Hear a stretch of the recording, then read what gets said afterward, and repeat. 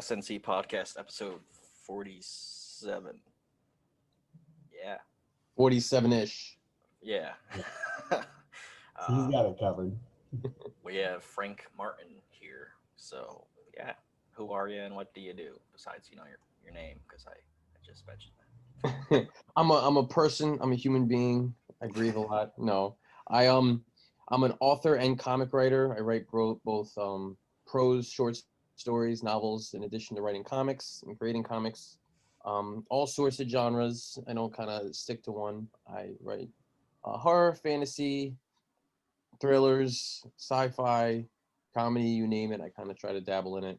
And right now I have a horror book on Kickstarter that I'm talking about, and people seem to be responding well to. So I'm kind of glad because it's super weird. It is weird. Well, you kind of answered one of my questions that I actually had, bullet point things. So that's cool. Well, ask it anyway, and Oh, it was do you just like the horror genre? But do I just like you just answered. I like it all. No, yeah, seriously, I do kind of like everything, and that's just not for just stories and fiction. Like I kind of like music too. I kind of like everything. Kind of dabble into whether it's rap or rock or country or jazz or classical or whatever. So I don't know. I guess I'm like sort of a Renaissance man. I don't. There's nothing I really don't like. If it's good, I like it. That's kind of my motto. Kind of just enjoy the arts in general. Yeah. I mean, there's so much stuff I prefer over others. Like I could only handle so much romantic comedy. But like if somebody says, my wife says, let's watch this movie, I'm not gonna be like, no, I'm not kind of into that. Yeah, there's tons of romantic comedies that are kind of silly and funny and grab my attention. So I don't just automatically dismiss something just because it's not in my wheelhouse. Yeah, sometimes if I mention that to my brothers or something, oh yeah, I've watched that movie, and they're like, what? I can't think of one right now that's not super girly, but yeah. Yeah, I mean they exist. There are some romantic comedies that kind of try to cater to the male side of the audience, the husband that was dragged to the theater. So they're out there. Like the Adam Sandler ones, what was it, 50 First Dates? Oh yeah, 50 First Dates. 50 First Dates was pretty funny, Yeah. Then there's that The Wedding Singer. There's one with This Is War with what's his name? Tom Hardy and somebody else. They're two contract killers, but they're fighting over a girl or something. Oh, so there's a whole bunch of action. It was kind of a dumb movie, but it was they tried to make a romantic comedy out of something that was not. Yeah. Ooh. Sneeze. My bad. Yeah, I like basically any genre of comics, music. No, I don't like rap, except for well, I guess I can't say I don't like rap. I like Dylan's brother's music. Because that's like getting into the EDM hip hop. Yeah, but I don't like just swearing for no reason and stuff like that. You don't like gangster rap. Yeah, I like that. Yeah. Rap has evolved significantly over time. I'm not a big fan of the quote unquote rap that they put out these days. Yeah, the trap. Or like that song that just came out. Is it called WAP? No, I'm good. I will never listen to that song. I don't like the one girl that's in it. I don't know the other one. And Cardi B. Yeah, I don't like that. The one who got famous and then was like, yeah, I used to drug men and steal their money. And then like I'm pretty sure you're still within the legal boundaries of getting in trouble for that kind of stuff. Bragging about it. I don't know if that's a good look.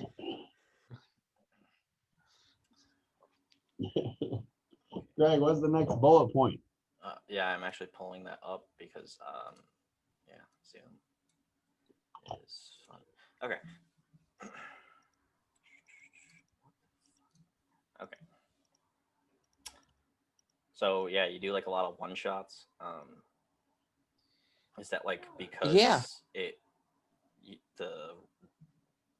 whatever you write and create, is it just for one shot, or is it not necessarily? I mean, I made the mistake of my very first comic project as a wide-eyed creator. I wanted to do a 6-issue series because I don't know, for some reason 6 issues is like the magic number as far as when you talk about mainstream comics or big two or whatever. I had a 6-issue story. I wrote the entire script for every single issues, and I tried to produce it, and I had no idea what I was doing, and I kind of ran face first into a wall. So from there, I took the advice that everybody says after that, which now I give to people because it's the right thing, is you start small. You start with short stories and one-shots, self-contained stuff that you can kind of get in, tell your story, and get out. And I really like that. Not that that's what I stick to, but there's something to be said about having a single issue comic, not like a graphic novel, but a single issue where the story is just within that cover, you know, beginning and end. And there's also a practical side to that too, where if you're trying to kickstart or crowdfund or trying to launch it, there's something to be said about pitching a book that it's the book. You know, it's not like this is the book and then it's going to be finished in the next issue that's 6 months away. You know, there's something good about that finality that you're going to buy this product and this product is the product. It's not going to continue on. It's not going to have an add-on or whatever. So, yeah, there's a whole bunch of different reasons. Like I like the one shot. Oh, okay, that's cool. Because I plan on doing, at least I know right now, one shot, and it's based on this serial killer character that's in our universe of a million other characters. And that's a cool thing about one shots too, is that it doesn't necessarily have to be standalone. I mean, you can do a one shot within a universe and it could all be connected, and you could say, look, this is the story, this is it. You could read this comic and be satisfied. However, if you like what we're doing here, there's a whole bunch of other stuff that could appeal to you that you can grab and you can expand from there. So there's a whole bunch of different ways to do it. And especially that's why anthologies are such a big hit in comics, because they're essentially tiny one shots grouped together, you know? Yeah. There's one guy that I know that doesn't like anthologies or horror. So I sent him the link and I was like, what the fuck? I sent him the link and he's like, oh yeah, I don't like anthologies or horror. I was like, you like this book, so just read it anyway. Oh, okay. Yeah, but it's cool. It probably gives you a lot more freedom to, like, you know, be creative too, because you're not restricted by the fact that you're trying to set something else up. Like the whole setup is the single comic. I mean, yeah, you have. That's also the tricky thing that creators that don't have a whole lot of experience writing stories, they get stuck into. They think that the setup and the story are two different things. You know, first I have to introduce the characters to you, and then I have to tell you the story that these characters are in. And for when you're telling especially a short story like 8 pages, no, it doesn't work like that. You have to mix the two. You have to, right from the get-go, you got to introduce these people and make the reader care about them as you're telling the story at the same time, because comics is all about resource management, like time and space and pacing, because you only got so many panels, you only got so many pages, so don't waste them. Yeah, that was something we came across with our one of our solo series, Inc. And we kind of like told us like who he was by, you know, with the visuals, and then we kind of had a narration over the top catching you up on what was going on, and that's kind of how we led that story along, which is, it seemed to work, because like that one, you know, once people were done with that story, the very first question was like, when's the next one coming out? That's always the best. That's the best question. When you really know somebody likes your book or your story, the best compliment is not that I liked it. It's like, what's next? You know, because if they keep going back to it, I very rarely does somebody read something and they're just gonna flat out tell you, yeah, I didn't like it. You know, usually people are too nice. They kind of find something. Like, oh, I liked it. Yeah. I actually. Yeah, it was good. It was good. It was good. It was okay. And so you get a lot more pride from what's next. When's the next one? This is a follow up, especially with this book, because the book I have in Kickstarter, it doesn't end on let's just say the most even or of notes. So a lot of the first question everybody asks is when's number 2 coming out? I'm like, no, this is a one shot. That's it. You're gonna have to be happy with what you got. They're like, no. So Nice. Yeah, it's a very interesting story. yeah, I was heavily influenced by like Are You Afraid of the Dark growing up, and a lot of those end on those kind of beats, those kind of notes. Yeah, that makes a lot of sense because it does. It just has that like uncomfortable feeling at the end where you're like, what did I just go through? Yeah, and yeah. So watching Are You Afraid of the Dark, have trained me a little bit. I watched the entire series as a kid. I loved it, and I grabbed it on DVD. I have the first 2 seasons on DVD. I just watched them all with my kids, and I didn't even realize it after watching all the seasons. I'm like, this show has really influenced me for like my entire life in writing because it's got everything. It has horror, it's got sci-fi episodes, it's got fantasy episodes. So it really allowed me to dabble in everything and influence me with everything. And they're essentially, it's an anthology show. So it's really, they're one shots, all of them. They get in, they introduce you to the characters, they take you through the characters' experience, and then they conclude it in some fashion or another. So yeah, if you want to, that's the moral of the story. If you want to learn how to write one-shot comic books, binge watch Are You Afraid of the Dark? I was about to say that actually is probably a great way to get experience to a lot of things very quickly because they're also short stories. They're not that long. So like, you can get like a bunch of stuff, absorb it quickly and then move on and then let that like, just sit in the back of your head. And if you're a creative, something will pop in your mind later just from, having like those weird awkward endings and then you're just like, oh, like, but what if this, but what if that, like. Yes, I mean, what's the famous saying? Art is never finished; it's only abandoned. And some writers have a problem with that, especially novelists that I talk to that focus on longer form mediums, and they get asked to write a short story for an anthology, and they trip over their own feet because everything needs to be long. I got to expand the scene. I gotta write more. I got to do more character. And I'm like, no, this is only supposed to be X amount of words. You just got to write it and you got to leave it, and you got to kind of be happy with that. So yeah, it's a tricky thing for people that are used to long drawn out things, which in comics, in the very beginning, the golden age, the silver age, those original Spider-Man books, they had two stories in every book.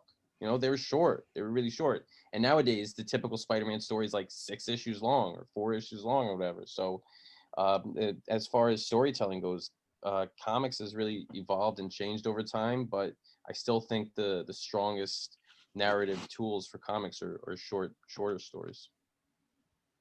Yeah, no, that's definitely something that we got to work on with our stories.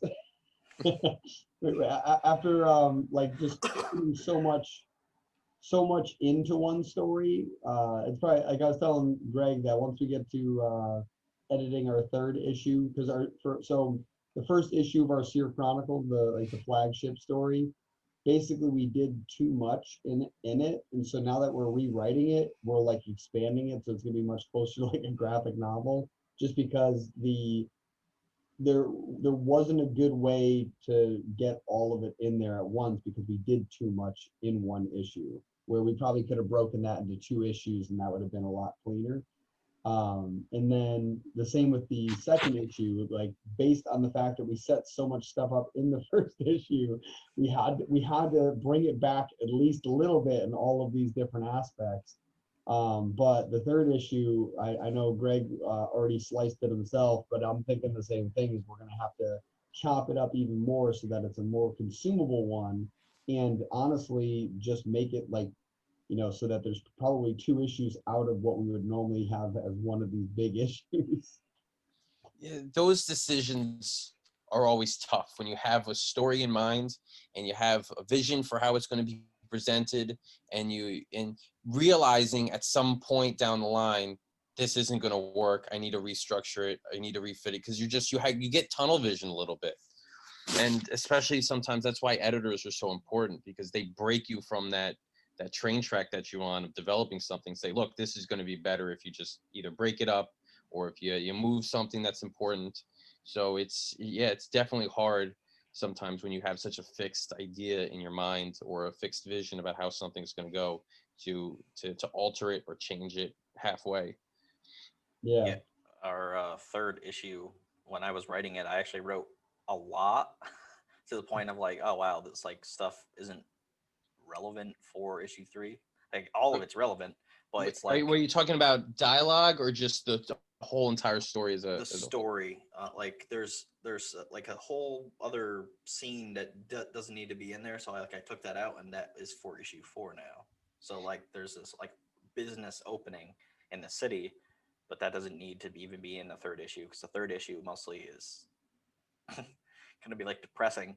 So third issue is like a funeral, and like there's other things that happen in it, but like there's character development within that. So there's you get to meet a few people, like one of the main characters, his brother, and then and he's a douchebag, and then you get to meet a couple other people that you don't know anything about, or you kind of know them from the first issue, but they're growing, and yeah, I like it. I mean, that's kind of the cool thing about comics, is because even though you're editing and removing stuff, the good idea is to never cut anything. You know, you just you take it out, you put it in a folder, and you recycle. You never know when something's going to use. So the last thing you want to do is hit delete. You would just want to just move it somewhere else and find another place for it. So that's kind of the good thing about comics. You can pick and choose and move things around, and it's a lot easier to do that rather than, let's say, like a movie. You can't really like shoot a scene and then try to put this in the sequel. It could be a little trickier. Yeah. And No, yeah, we've done that a couple of times too, where like Greg's written out some stuff. I'm like, this is going too far off the path. We're gonna save this for another time. Just like move it away. yeah, I do a lot of writing. I asked you about dialogue because I letter my own books, and I tend to write too much dialogue for comics. yeah. It's easier when I'm lettering my book, because I'm saying to myself, yeah, I'll just worry about cutting it when I letter, because I kind of get lazy like that when I'm doing the actual script. Oh, the beginning of writing it all out. It's still coming up. It's like it'll be in like issue 6 or some 4, 5, whatever. And it's this thing called the Billionaire Ball, and this one dude has like a monologue. It's just a page, and Dylan's like, "That's too long," and I was like, "Yeah, we have to cut that when we get to it." Yeah, but comics are, walls of text are tricky in comics. But if you have a speech that you really feel needs to be given, you got to find tricks or ways to communicate it without just a guy just standing there and just talking. Now, like voiceover narration is kind of a great way to do that. You have a scene play out while he's talking. That's also a great space too. You can kind of combine two scenes together. It will give you a whole lot more pages to work with. Yeah, that's definitely what we did with the Ink comic. Was like it was probably 3 pages of like over narration. While you're just seeing like stuff play out, and it's stuff that we didn't like. The talking wasn't nearly as relevant as like just catching up with who this person is and what might happen. And then like after like this crazy dream sequence, suddenly now we're like caught up and like moving along, and now there's dialogue, and it kind of ends the same way it begins, with this inner dialogue through the narration again. And it definitely helps, just storytelling with the panels while just telling people what's going on in the dialogue. I was a big fan of the Enough Said comics that Marvel puts out every once in a while, the silent comics without any dialogue. I wrote a short silent comic. I think it was 5 pages that I think I'm gonna produce soon. But yeah, it's just a great exercise for a writer to try to tell a story completely silent without any dialogue. I think once you try to tackle that challenge, you're gonna appreciate it so much more when you go into a regular story with dialogue. I think you're gonna come out with a newfound appreciation of the visual side of the medium, and how you can allow that to carry a lot of the work. Yeah. especially in scripting, because we're writers and we're lazy and we just write. Huge battle scene here, and you just move on. Oh, I don't do that. I'm like, oh, so this person's gonna get kicked in the face, and obviously, like, we're gonna when there's like action scenes, we're actually like gonna choreograph the like fighting scenes. I'm not, but Dylan is. So Dylan and like maybe his brother will be the guinea pig, and they're gonna just like beat the shit out of each other for the sake of comics. Yeah, it's something that like we eventually have a plan for, video. We want to do, like a TV series or film. And so like some of that stuff will be fun for that. And then for the purpose of like comics, though, it's going to be fun and interesting trying to figure out how to capture those like scenes, those moments without it being, obviously you can't really have like a full fight scene in a page of comic panels. Like, what are you going to get, 6 strikes and then it's done? It's like it's got to be something that seems like a lot, but it wasn't, like, but it's very quick in a comic book world. So it is very interesting. Like, yeah, battle scene here. My favorite book that's out right now is Lazarus. You guys familiar with it? It's a Greg Rucka book. Image has produced it. It's basically it's a dystopian future where a bunch of families kind of control the world. They're corporate families and they control the world, and they have basically each family has like a champion that they call Lazarus that fights with each other. And then there's this great scene where all the families get together and one Lazarus challenges another Lazarus, and I would say I forget how long it is, maybe a 22-page book. Half of the book is a fight scene, like 11 pages of just a fight, and the way they did it was great and was phenomenal. I mean, that's kind of the first thing they tell you when you write fight scenes in comics, and it's like, don't let it last longer than 3 pages because it's boring. But it's one of those things where you could really tell a master of the craft that I can break that rule completely and not fall flat on their face. So it's always cool to kind of pull out something like that and study it and see how they do it and make it work. That is pretty awesome. I might have to check that out, because that is something that I talk about. So my older brother's a music producer, so we talk with a lot of artists, and I do marketing, so that's kind of like where I give my input. And my brother gives all the musical input because he's a producer, so he does everything from the recording all the way till it's mastered. And when we're talking with some artists, like, that's one of the things we talk about, is that you need to first learn the rules of whatever artistry you're doing. Like, if you're doing hip hop music, you need to know what the rules are and then learn where you want to break them, because that's what makes you a good artist. Like, everyone can follow the rules. Like, there's 12-year-olds who can play Mozart better than Mozart could play Mozart. And yet, the thing that made him different is his things, his unique thoughts to even come up with that music. So when it comes to comics, it's like you have to know, like, here's the general rules, and now what do I want to break so that it's uncomfortable, it's unique, it's scary, it's different, and it's that's definitely a big deal. Yeah, the great example is Picasso. And everything's Picasso, they think of all his crazy surrealism. But he started out as a traditional artist, and he slowly worked his way to that point where everything looks wild and crazy. Well, and he's got that famous quote, the good artists copy, great artists steal, and that's what he means. He's like, because the best, like, if I was ever going to tell somebody who's like, oh, I want to become the best blank, and it's some creative thing, actually, honestly, almost of anything, it doesn't matter, I would be like, emulate and copy exactly everything that the greats are doing, and along the way is when you find your voice, right? Because like you're eventually going to do something slightly different than them, and if you copy enough of them, you'll have enough background and flavor that your voice will stand out, because it'll be the thing that like it'll be your weird connection between these different artists and different creators. Yeah, a lot of that goes to with prose writing.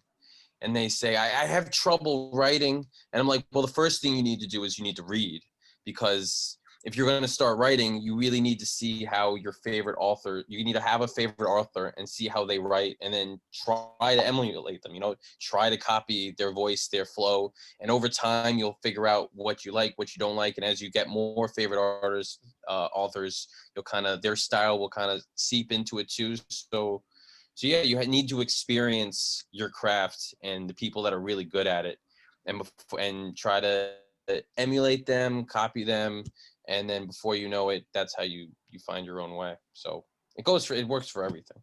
Mm. Yeah. Yeah.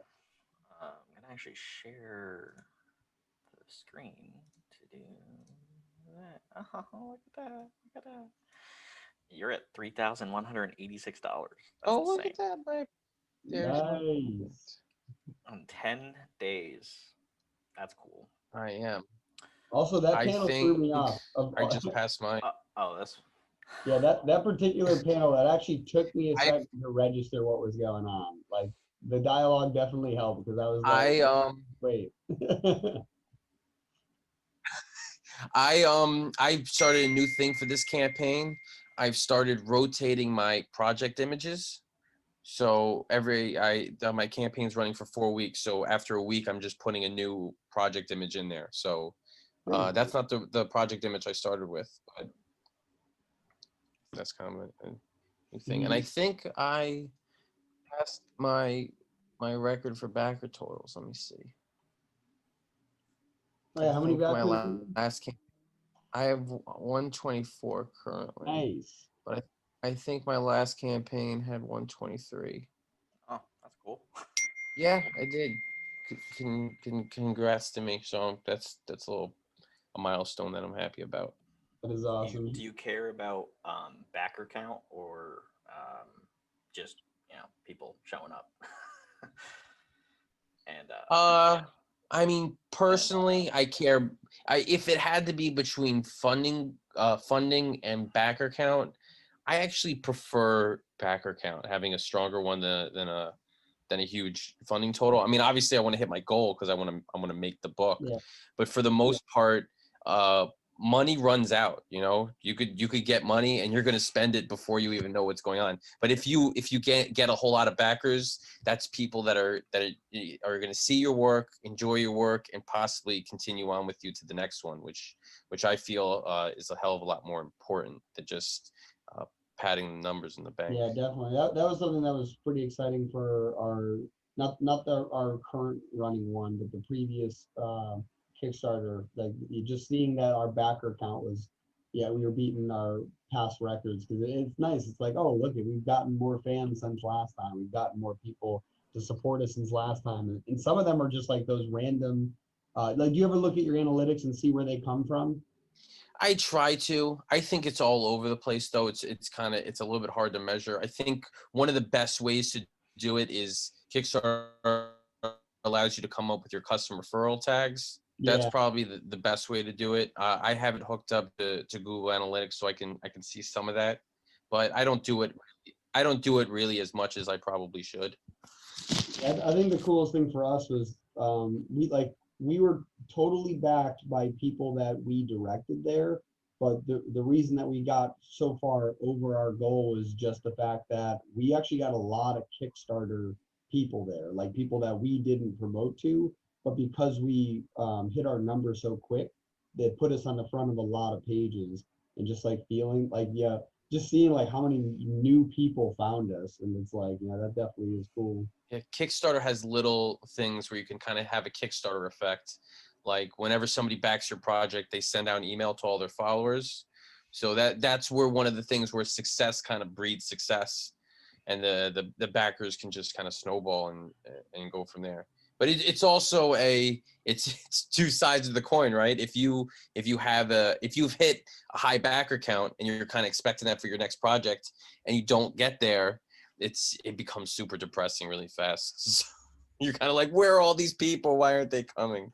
Well, I would say it's just you got to learn not to rest on your laurels? Yeah, you don't want to be you don't want to expect that, so you have to push harder the next time, and hopefully that will get that. Like, so even if you had to work harder the next time and you still get the same number you did last time, like you should know, like you might get lucky, But there's also a lot of stuff like one of the things that Greg goes through is this checklist of like, hey, here's all the stuff you should do before you launch, here's the stuff you should do during your launch, and here's the stuff you should do following your launch. And it's definitely it's a way to make sure you're not just like, phoning it in. You want to make sure like, hey, you really should be doing all of these things before you launch. Just because your last one was successful, if you have 20 successful ones in a row, it doesn't matter. Like, you want to make sure you still follow the same steps, because the reason it was successful is because you followed these steps.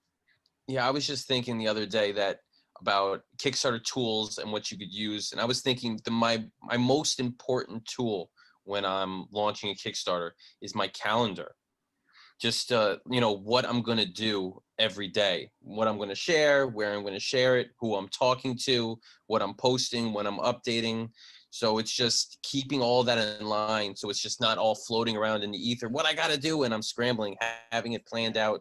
And the worst feeling is struggling to find backers and not knowing what to do next. Because you can't just sit there and just hope for them to roll in. And as long as you're taking action, as long as you're doing something, you kind of have a better feeling about yourself. Yeah. And definitely a calendar really helps me stretch things out. So at least I'm taking some action every day, rather than a day going by with me just kind of crossing my fingers and then hitting refresh a million times. Yeah. I actually just said earlier today to this guy, Aaron Dowen of Catalyst Comics. He has a Kickstarter on Kickstarter. Yeah, he has Kickstarter on Kickstarter right now. Yeah, Tilt. Yeah. And I was like, I keep seeing you and Chuck like everywhere. He's like, oh no, I don't know anybody. And I'm like, okay. And I'm like, well, what I'm going to do for every Kickstarter after this like one that's going on right now is actually schedule podcasts and just shows, because that's what Chuck did, and that's why he's everywhere. Yeah, I think I've done at least either one live stream or a podcast every day for like, I don't know, the last week and a half. Yeah. Oh, Jesus. Sometimes I do 2 a day. Yesterday I did 2 a day. And then it gets a little tricky, because what day was it? I think it was maybe Thursday or Wednesday. I did one at like 7:00, and then I did one with some guys that are on the West Coast, and they don't get off to work till late. So it was at like 11:00 at night. I was talking to them, and I didn't get off till like 12:30. So, and yeah, that's kind of not that bad. I mean, if you're in Australia and you want to talk to a bunch of American podcasters, you're waking up at like 3:30 to. Yeah, I did like a live stream thing on Saturday I think it was Saturday or Friday, out of the blue, just because like something came in the mail that I was like really excited about. It was for our Kickstarter before this one, and we got like our dice in the mail. Nice. It looks just like the die that was drawn in the comic, which makes me really happy. So I was like, oh, I'm gonna show that off, and then I'll. I think that's one of the big things, especially for Facebook, is going live. I think the more you go live, the more you'll show up in the algorithm. Not just your live feed, but all your other stuff too, because they'll see this is a person who goes live, and that's something I don't do. I don't know why. It's something I need to do more of. This was like one of the first times I've done it, because I'm used to talking now, because we do 2 podcasts. Dylan does 7,000 podcasts. Yeah, I've got a problem. Yeah. I'm used to talking. I'm not used to talking by myself. I can't talk by myself. If I talk by myself, I don't think people want to hear this voice. So I try to get at least one person on, like Chuck or Aaron and Matt came on, and they were talking, and we actually had a guy from Australia. So I was just like, oh, that's awesome. I mean, can you go Facebook Live with another person, or do you have to stream? Or do you have to stream through somewhere? No, you StreamYard, or there's a you can use like stuff like StreamYard and that, but I don't remember if it's on the phone. I think you have to do it on the phone, but there is a way to Facebook Live with somebody. I'm gonna do that and just invite someone. Be like, I don't need you to say anything. I just need your face to be there, and I'll just talk at you for the next 15 minutes. No, it is funny though, because like Greg during our very first Kickstarter, which was that the one that wasn't successful? We did that recording for the one that was super off. Yeah, basically, I couldn't get Greg to not talk in a monotone voice, and it was like, yeah, it was the unsuccessful. I'm like, and it You're was like, that's the reason it was unsuccessful. I just, oh my god, it was like I'm like, just talk normal, and he's like, this is my normal voice. I'm like, you gave me more zealous in that response than you did in the video. What do you mean? Like, just you just read, just learn the script and say it. Like, don't look at it anymore. Like, oh my god. Yeah. So now Kickstarter videos, I don't really talk in them. I know you should, or you could. That's why we make animate. That's why we animate them now, so Yeah. that it doesn't have to talk anymore. Because Kickstarter had a live feature, and they got rid of it. They used to have Kickstarter live. Yeah. And I wonder where they broadcast that. Is like on their homepage or something? I don't know. I wasn't sure. I never used it. I think you can go to Facebook. Got rid of it before I had a chance to. I think you could attach it to social media. Because I think I've seen people do that, and then like before I was able to use it, it went away. Plus, I wasn't really into doing live stream stuff until literally recently, because I'm now used to talking to like people. So I'm used to using my voice. Yeah. With other people watching. I'm used to moving this thing and people watching it. I had fun with I tried to have fun with my Kickstarter videos. For this one, because it's kind of like a Tales of the Crypt kind of story, I kind of took the role. Did you watch the video? I did not watch the video. I read your comic, and so what I did was I kind of took the role of like a crypt keeper type guy. I was the motel owner.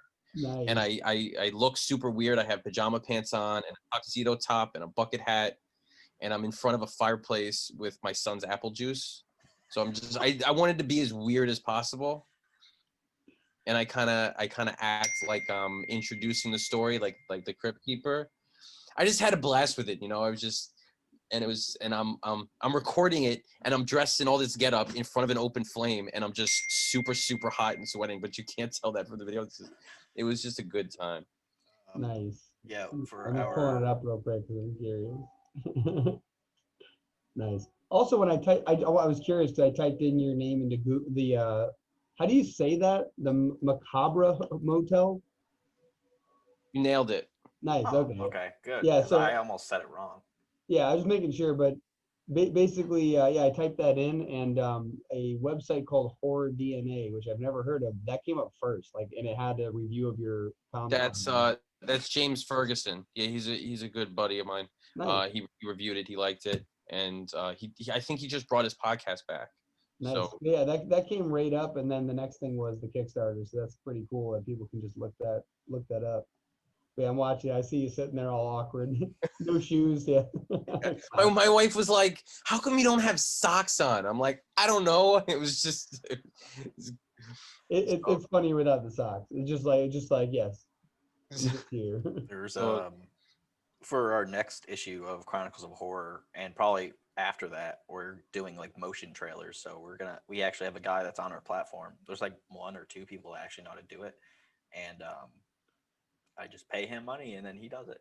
Yeah, that's one of the things that stops me from doing a lot of stuff is I don't want to pay people to do anything. Yeah, I actually asked him, and he's like, "Oh, for like 30 seconds or something, it's like $50 or something like that." And then it's like 1 to 2 minutes, it's like $100 or something like that. I mean, that's not bad. I'm like, "Oh, that's fine." Plus, like, I trust you.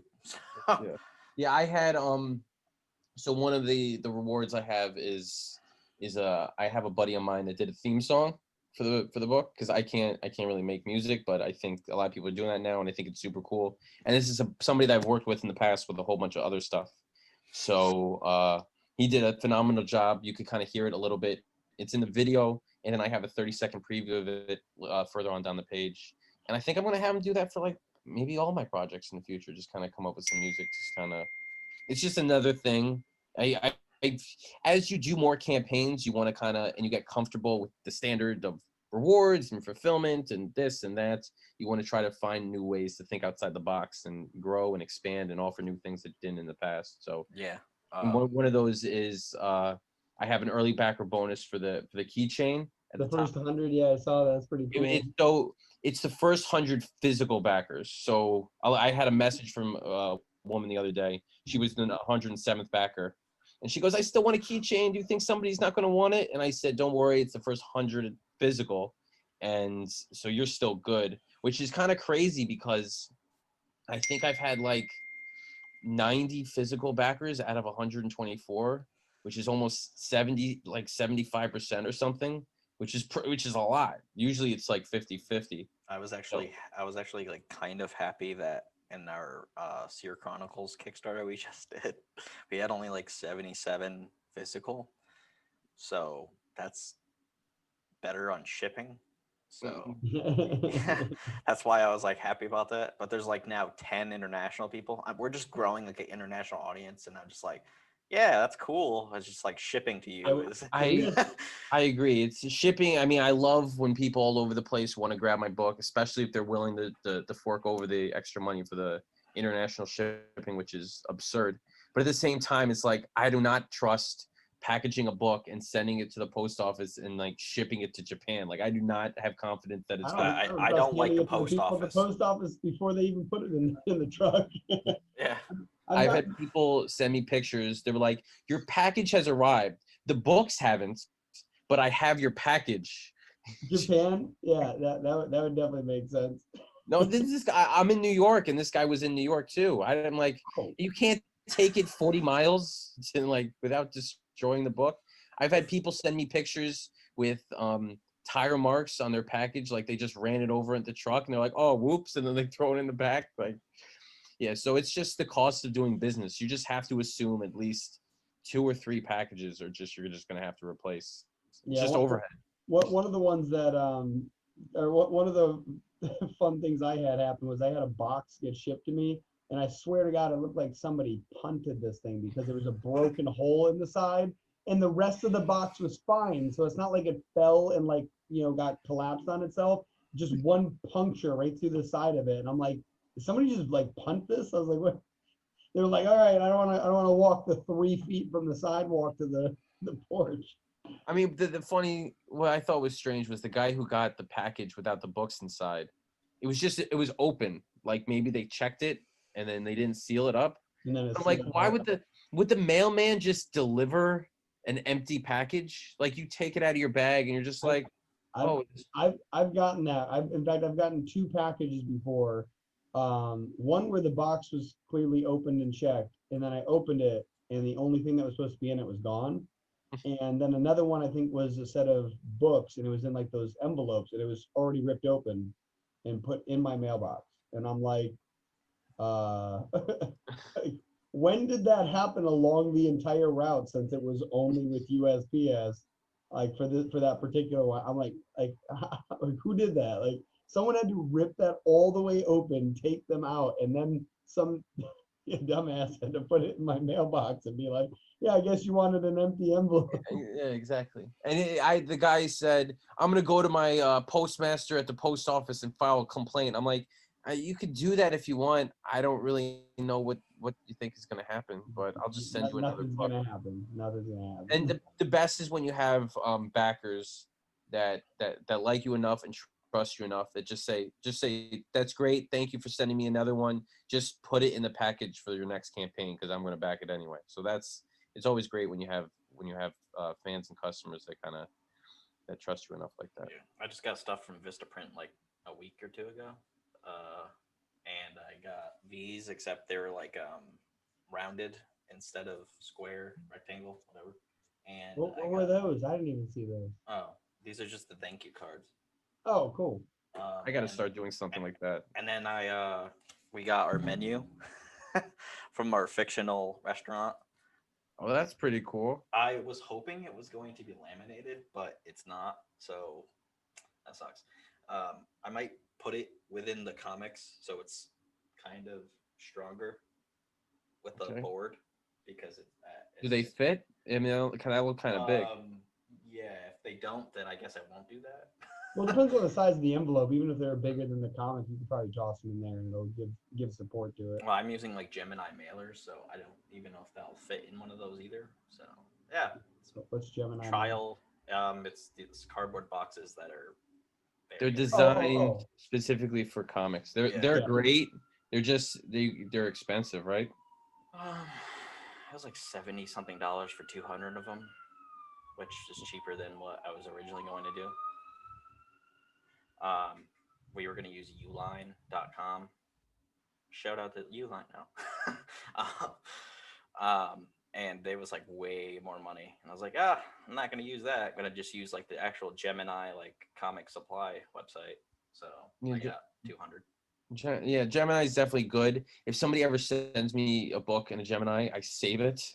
Oh, yeah, I was doing that. And then there was just no room in my closet. So we just threw away like a bunch of shipping stuff. I'm just like, yeah, every podcast or stream I'm on, we always devote at least like 10 to 15 minutes just talking about the amount of cardboard boxes and bubble wrap that's just taking up a corner in our house. Greg knows I used to have a dining room that was like filled with that stuff, like unusable dining room, because I just used to keep all of those boxes. I'm like, I'm gonna need them. And then I started selling stuff on eBay, so I did need them, but I never sold nearly as much as I ever kept. And then when I moved, I'm like, I'm not keeping any of this. This is all going away. And the only reason it was useful was for packing some of this stuff that I had. But outside of that, I was like, no, just garbage. Yeah. My wife orders a lot of Amazon and stuff. So I'm like, honey, I got 10 days left of that campaign. Better not be throwing out those boxes. Because, it's just one of those expenses that when you're selling comics for like $5 a pop, saving $1 here and $1 there, it really goes a long way. Yeah. And what's cool about for our Kickstarters is our website, we have a drop shipping company for like shirts and stuff, all that merchandise. So any merchandise we have on our Kickstarter, I don't have to literally physically handle it anymore. I did it last year. I did that. It actually came to me, and then I shipped it to Minnesota or wherever else I had to go. And I'm just like, I'm not doing that again. Yes. Because I had to like try to fit this like 3X large shirt into like a package, like a priority mailer thing with comics, and I'm like, oh well, it's definitely like secure. Do they charge you extra for fulfillment like that? The lady at the post office, because she was like just in shock of how many packages I had, and she's like, what is that? I'm like, these are comic books. And she was like starting to ask me the question, and then I started getting to the shirts, and I'm just like, and she's like, what's this? I'm like, comic books. She's like, oh, okay. And then she charged me for that. She didn't charge me for the extra. Well, the company that you're using to ship them out, do they charge you extra to? Well, so the way drop shipping companies work is they cost a little bit more for shipping and handling at a consistent rate, but the whole point is like you never have to keep inventory. So, for example, if you order like a shirt, it could be like $4 shipping, which can be kind of expensive. But the way that they kind of work is because they're meant to be one-offs. Even if you order in bulk, like the discount for additional orders isn't big. So like if you order a shirt, it's $4. If you order 2 shirts, it's $4 and then $2 for the additional shirt. And for any additional shirt, it's still $2 for shipping, even though it's not going to cost even a fraction of that for them. So it's one of those things where it makes it easier and less on us too. So if something does go wrong, we can then call a company and have it fixed. Kind of like renting versus owning your home. Like if there's an issue, it's not on us, so we can get it repaired without additional cost because we're paying a little bit more upfront. But we also account, like during our Kickstarter, we accounted for like, hey, what if everybody buys all of the stuff that we have that's going to require us to ship, and we include all the shipping in our goal, so that this time, we don't have to worry about having to go to ship it, and then suddenly it's like, oh crap, I forgot that it's like $37. That's one of the things whenever I get one of those Kickstarter surveys, I always ask that. I might be the only person that asked this, but I want a feature to not have shipping charges inside of the funding goal. I want it to be something separate, because if you think about it, that's money that's really already gone right before you get it, and they put it as part of your funding goal. So it's a little bit, that number is inflated as far as money that's going towards your project, which is that's literally why we use that as part of our goal. Like, like we made a whole Excel sheet. We added up everything that we needed. Then we put out like, okay, and when we supply people stuff based on this funding, this is what it's going to cost. How much is it going to ship? We added that. Then we had to add the 10% or whatever that Kickstarter takes. And then from that, we're like, okay, let's round up to the nearest $100 so that first off, it looks good. And second off, we'll have leeway in case there's an issue. So we ended up, this year was like, cause the first year, I think we ended up paying more money than we got from the Kickstarter to get everything out. So, we already paid to get the comic made, and then we also had to pay to get it shipped out. So we didn't break even, but we did get it into the hands of people. But this year we actually have enough extra that we can actually pay to finish the artwork with that money instead of just the just Greg funding everything. The tricky thing with shipping is that it's hard to calculate the amount of backers you're going to get.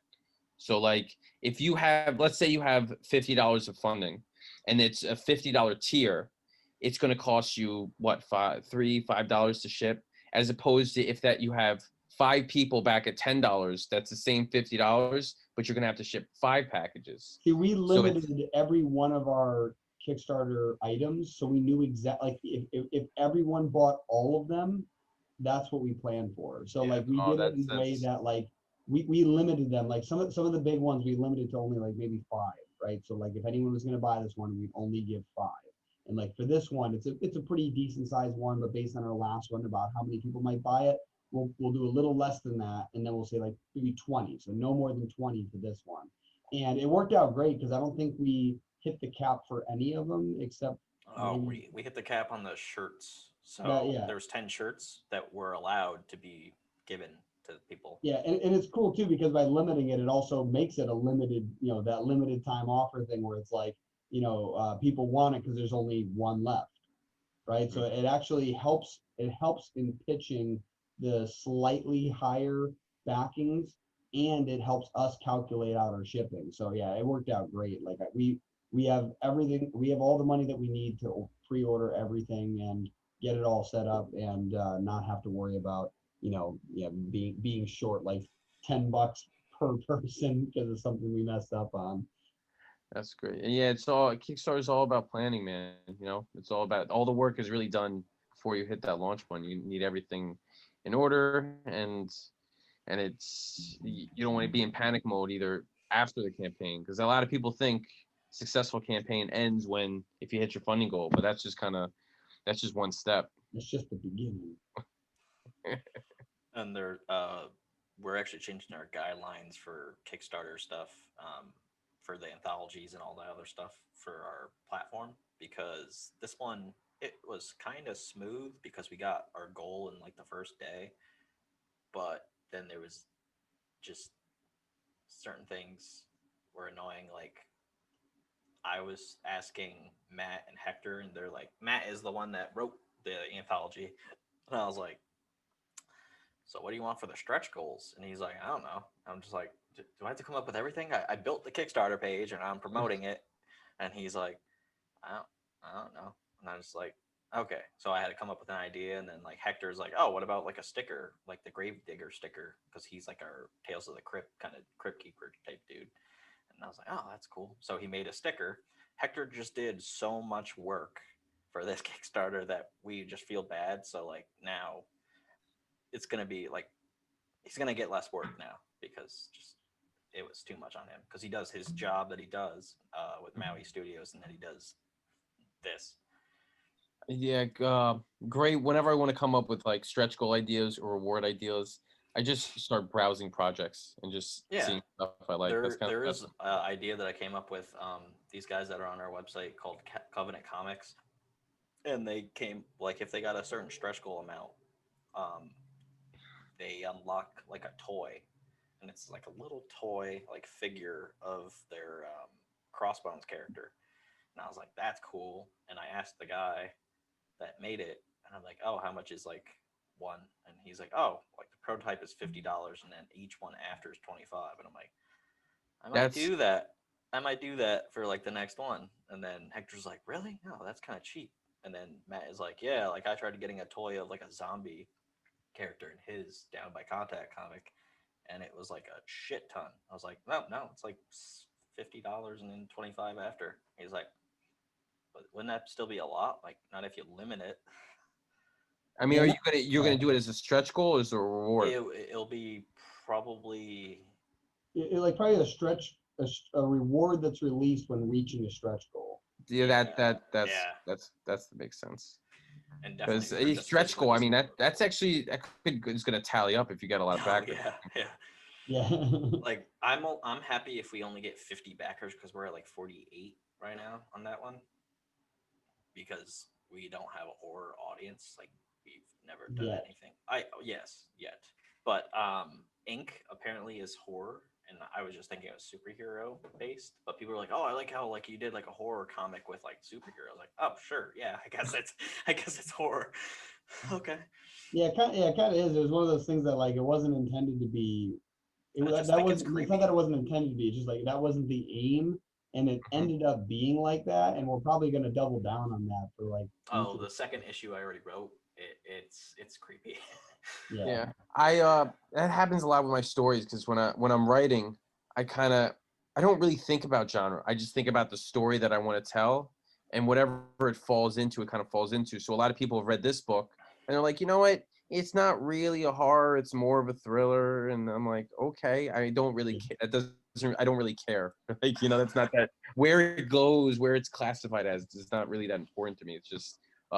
But yeah, a lot of people when I'm calling it a horror, and a lot of people say that it is, but it's horror is not really one thing. It could be a whole bunch of different stuff. So, Well, and when I if anything, ours is like either horror, superhero, or horror, even like fantasy, because it kind of gets a little mystic in that sense. And so like and that is the thing is like unless it's a slasher, basically horror is just a scary version of some other genre. Like that's all it is. Like it typically overlaps something else. Like yours is like a horror thriller. Like but like it's good to just know what it is. So when you tell someone like you're marketing it, like that's about yeah, the only reason it's important.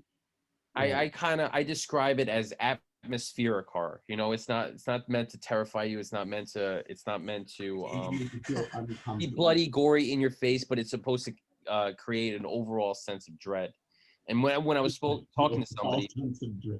Yeah, it's just like yeah, that's a great pitch. It's like it's not meant to like be bloody. It's meant to just darken your soul. It's like Jesus, like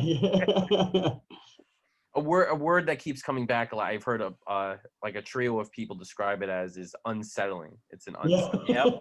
That's a That's great way to. yeah. And I gave that a thumbs up.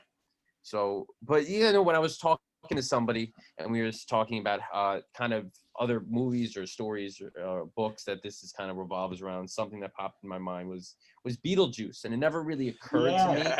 It never occurred to me that this is like a Beetlejuice influenced book, but Yeah. it's like, is Beetlejuice a horror? I mean, not really. It's Yeah. a It's like comedy. the Addams Family. Yeah, Yeah. but it's got like that quirkiness horror to it that Yeah.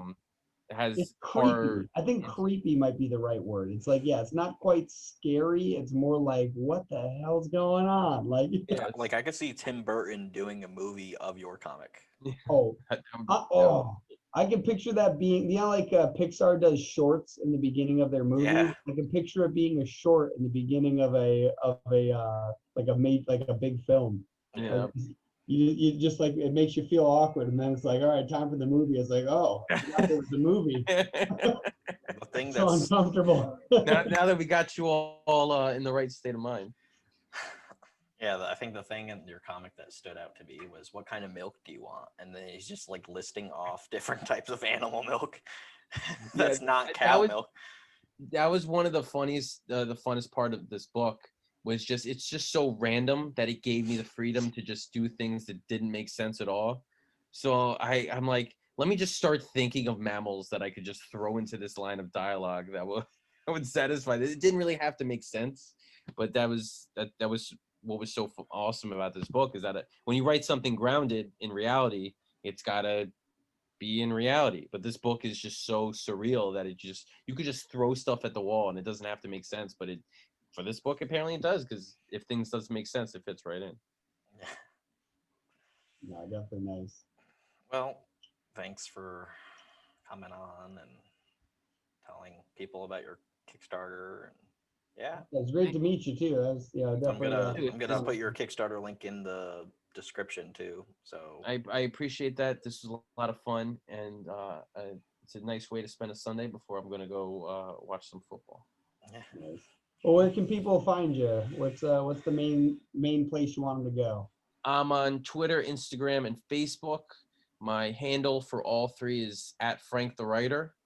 And I have a website, franktherwriter.com, where you could sign up on my mailing list. That's kind of the best way to kind of keep track of my projects, my comings and goings. And yeah, Macabre Motel is still on Kickstarter until the 28th.